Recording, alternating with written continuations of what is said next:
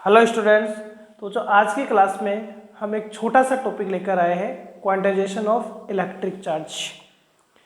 Quantization of electric charge जो है वो किसी भी एक सिस्टम को या किसी भी एक बॉडी पर टोटल चार्ज कितना पाया जाता है, कितना होता है, आप कितना चार्ज उसको दे सकते हैं, उसके बारे में बताता है। यानी वापस से रिपीट कर रहा हूँ, क्वांटाइजेशन ऑफ इलेक्ट्रिक चार्ज में हम ये देखेंगे कि एक इस पूरे सिस्टम में टोटल चार्ज कितना रह सकता है, किसी एक पर्टिकुलर ऑब्जेक्ट पर, बॉडी पर, पार्टिकल पर कितना चार्ज अपने पास होता है, हम कैसे उसको चार्ज दे सकते हैं, कितना चार्ज हम उसको दे सकते हैं, हम उसका स्टडी हम करते हैं। तो क्वांटाइजेशन ऑफ इलेक्ट्रिक चार्ज क्या होता है, चलो देखते हैं। बच्चों, जब मैं चार्ज का आपको कॉन्सेप्ट समझा रहा था तो मैंने आपको ये बताया था कि जब हम दो एटम को, पार्टिकल्स को ये बोलते थे, पार्टिकल एटम से मिलकर बना है, हम जब उनको रब करवाते, रब यानी फ्रिक्शन जब हम करवाते हैं तो इलेक्ट्रॉन अपनी ऑर्बिट में एक्साइटेड होकर दूसरी ऑर्बिट में, हायर ऑर्बिट में जाने की कोशिश करते हुए जाते रहते हैं। हमने ये समझाया था कि जैसे मान लो आप दो पार्टिकल्स आप लेते हैं और उनका फ्रिक्शन करवाते हैं तो उनमें हीट की वजह से जो इलेक्ट्रॉन, क्योंकि जैसे मान लो कि इसके बहुत सारी ऑर्बिट्स है, इनमें इलेक्ट्रॉन्स होते हैं क्योंकि एटम होता है बच्चों। एटम्स में क्या होगा, जो इलेक्ट्रॉन होंगे उनको एनर्जी मिलेगी और एनर्जी मिलकर वो इलेक्ट्रॉन्स क्या होंगे, अपने हायर ऑर्बिट में जाने की कोशिश करेंगे और जाते रहेंगे। तो ये इलेक्ट्रॉन यहाँ पहुंचे और इलेक्ट्रॉन यहाँ पहुंचते पहुंचते पहुंचते पहुंचते जो जिससे फ्रिक्शन करवाया गया उसमें क्या होने लगेंगे बच्चों, ट्रांसफर होने लगेंगे, और इलेक्ट्रॉन के ट्रांसफर को हम यहाँ चार्ज कह रहे थे। चलो ठीक है, मान लो कि बच्चों यहाँ पर इसके पास में 5 इलेक्ट्रॉन्स इनिशियली थे और 5 ही इसके पास कौन थे, प्रोटॉन थे। एक एटम है ना, और एक एटम इनिशियली न्यूट्रल पाया जाता है, न्यूट्रल होता है। इसके पास में मान लो कि बच्चों 5 इलेक्ट्रॉन इसके पास भी थे और 5 प्रोटॉन भी इसके पास थे। इसके पास 5 इलेक्ट्रॉन, 5 प्रोटॉन इसके पास थे। अब जब इलेक्ट्रॉन ट्रांसफर होना स्टार्ट हुआ तो ये दोनों जो अपने पास एटम होंगे बच्चों वो क्या हो जाएंगे, चार्ज हो जाएंगे। मान लो कि इसने बच्चों 2 इलेक्ट्रॉन ट्रांसफर कर दिए। कितने ट्रांसफर कर दिए, 2 इलेक्ट्रॉन ट्रांसफर कर दिए। तो ये इसके पास में कितने इलेक्ट्रॉन रिमेनिंग रहेंगे, तो बच्चों 5 इलेक्ट्रॉन है इसके पास में। ठीक है, ये नेगेटिव इलेक्ट्रॉन है ना, इलेक्ट्रॉन नेगेटिव है। 5 है तो 2 इसने दे दिए, तो इसके पास कितने इलेक्ट्रॉन रहेंगे बच्चों, 3 इलेक्ट्रॉन रहेंगे। इसके बाद में 5 क्या रहेंगे बच्चों, प्रोटॉन रहेंगे। तो इसके बाद टोटल चार्ज कितना हुआ अभी आपको देखना है। ठीक है, इसने 2 इलेक्ट्रॉन गेन कर लिए हैं तो इसके बाद में बच्चों 7 इलेक्ट्रॉन हो चुका है।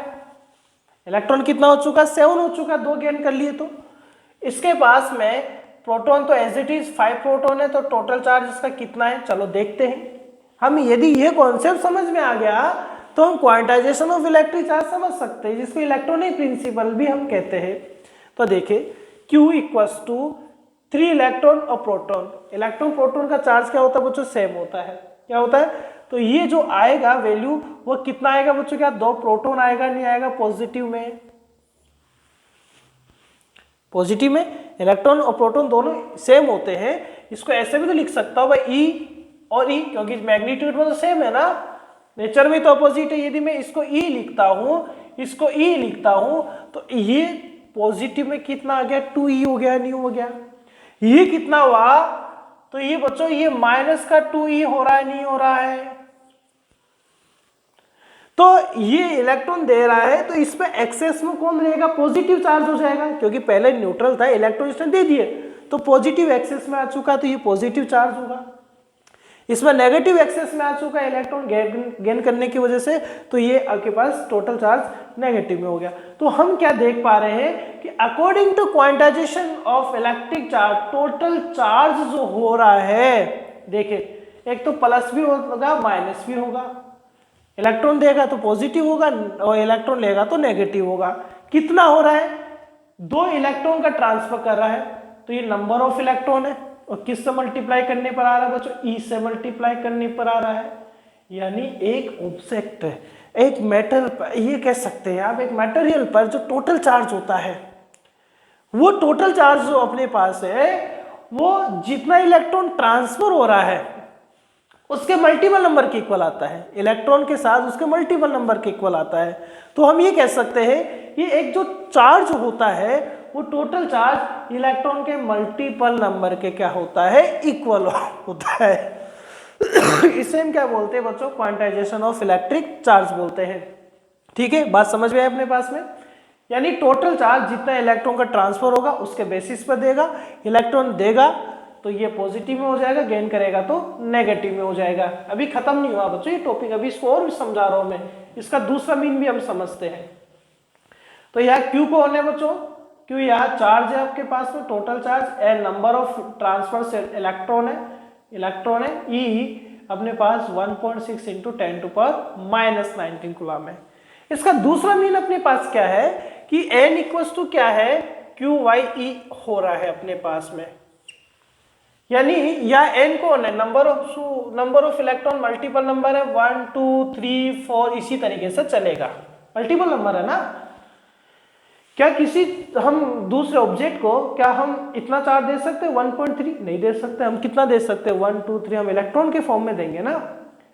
तो यहाँ जैसे मैं आपसे क्वेश्चन ये कहूं कि इनमें से मैं किसी ऑब्जेक्ट को कितना चार्ज दे सकता हूं, दो क्वेश्चन पूछ रहा हूं, 3.2 इंटू 10⁻⁻19, एक पूछा जा रहा है 3.4 इंटू 10⁻⁻19, कौन सा चार्ज आप दे सकते हैं, वो भी हम क्वांटाइजेशन से बता सकते हैं। हम बच्चों वही चार्ज दे सकते हैं, हम वही चार्ज दे सकते हैं जिसमें इलेक्ट्रॉन के चार्ज का डिवाइड करने पर, जिसमें E का डिवाइड करने पर मल्टीपल नंबर प्राप्त हो रहा हो।